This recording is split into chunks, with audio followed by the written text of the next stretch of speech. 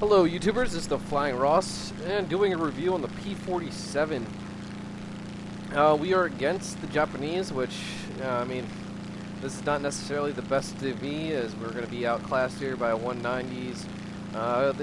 They got three naval fighters. But yeah, we can be outclimbed. Okay, let's go first with weaknesses of this aircraft. Weakness of this aircraft, it can't climb. It does 16 meters per second climb rate. What else can it not do? It cannot turn. Has like a 27.3 meters per second, if memory serves me right. So it can't climb. It can't turn. If you look at this roll rate, it does not roll very well either. So it can't roll. So negative, negative, negative. What can it do good? Well, it can dive very well. If you actually get altitude and dive on a target, you can maintain that dive and, one, not break off your wings. That's the main thing. So you can dive faster than most aircraft in this game. What else can it do?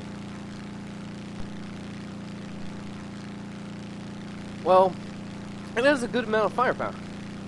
It has 8 Browning 50 cal machine guns, 4 on each wing. 3,400 rounds combined. So you do have a metric crap ton of ammunition. So 50 cals especially, you have to put a lot of rounds into something to actually take it down. That's a negative though.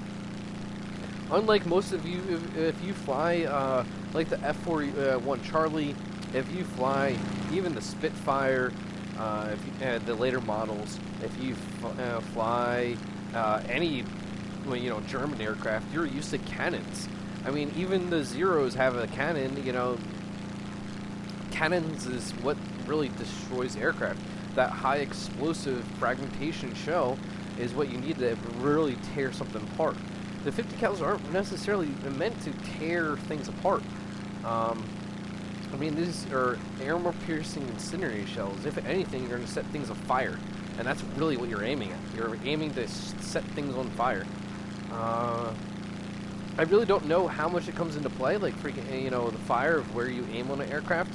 In theory, if you're aiming at wings, the belly, engines, you should be able to start fires relatively easy.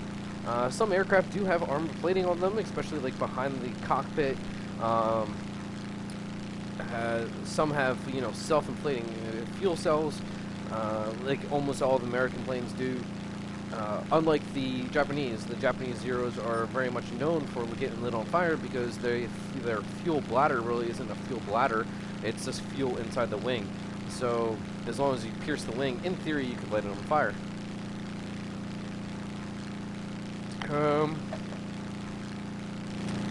Yeah. This aircraft, I mean, historically was a beast, and by beast I mean it was pilots loved the P-47. I mean, you can carry the two 1,000 pounders and the 500 pounder bomb. You can put 10 rockets on here. You can actually do all of them combined. The only problem with that, this plane already cannot climb. Do you want to take out the destroyer? Fine. Go get your bombs. Do you want to shoot down the aircraft? Well, don't take any bombs out. So I'm doing this review solo. I'm not actually flying with any of my HB Squadron or Hotbox Gaming. It just seems that they've been not too many people on right now, and actually not too many people in War Thunder period. Right now, before I got on the server, there's only 10,000 people online. That's relatively low, even for War Thunder. So, yeah. You got the P-63 going after K-11. P-63 got shot down by the A6M5 because they just got into a turning fight. Because that's brilliant. Getting a turn fight with Zeros. Gosh. And an American aircraft nonetheless. There's not a single American aircraft that can turn. Unless you're going to go get the Spitfire. Premium aircraft. So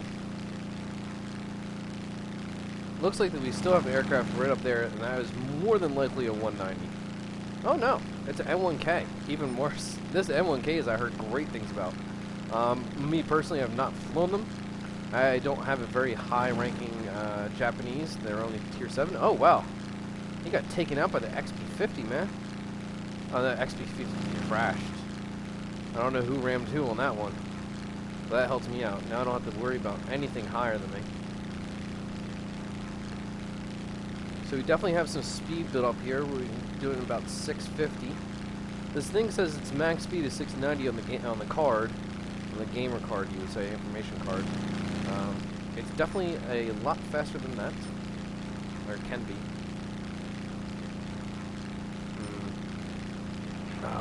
Okay, I guess they rammed, or yeah, I think that was obvious, but. Okay, all these guys are now turning because they saw me dive. So we're going to use this energy to get back some height.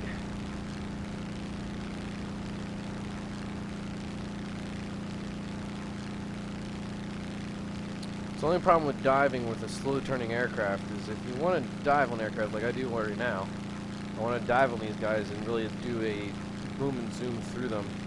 And the thing is, if they see you coming, it really doesn't help you, as you need to. You can't. They are going to turn into your dive.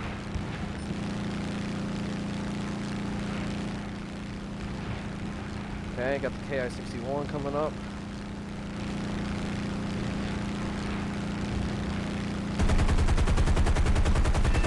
Got him.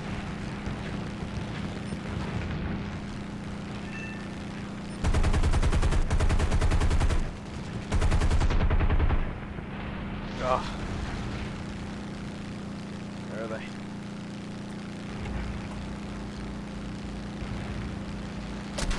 Oh no. Come on, nose down, nose down.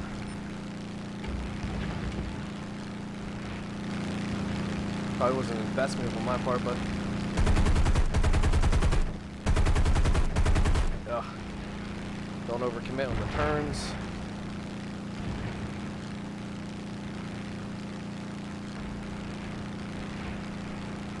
Use my speed advantage now. Look at that other aircraft. Oh, there he is in the sun. So we took a little tail damage.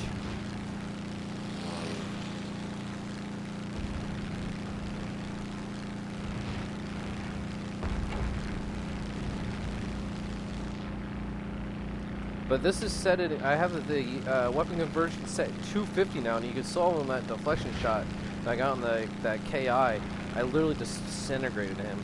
So I think I might like 250s for the 50 cals. I might have to try it on the P-51 and see how it works out. This A6M5 is stalling himself out. Oh, I just took a shot from A. We're closing relatively fast here. That guy disappeared in the sunlight. I don't understand really how.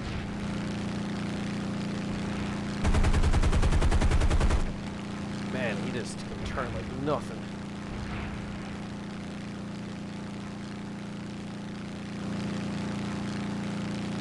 I don't know, he's smoking. Doesn't really necessarily mean anything. But we are faster than him. And how many? We only got these two guys alive. So. Oh, he's turning.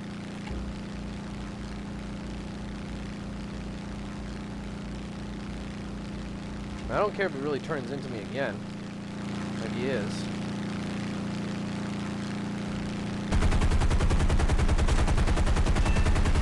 Ah. Ah. Well, that's my fault, but I thought I could take him out there. But as you can see, this is not like a kill all or do all kind of freaking aircraft. I mean, it's not my best game nonetheless, but I mean, when you're working with freaking, you know, when you're not working with any kind of squad mates, I mean, you are at a disadvantage, in my opinion.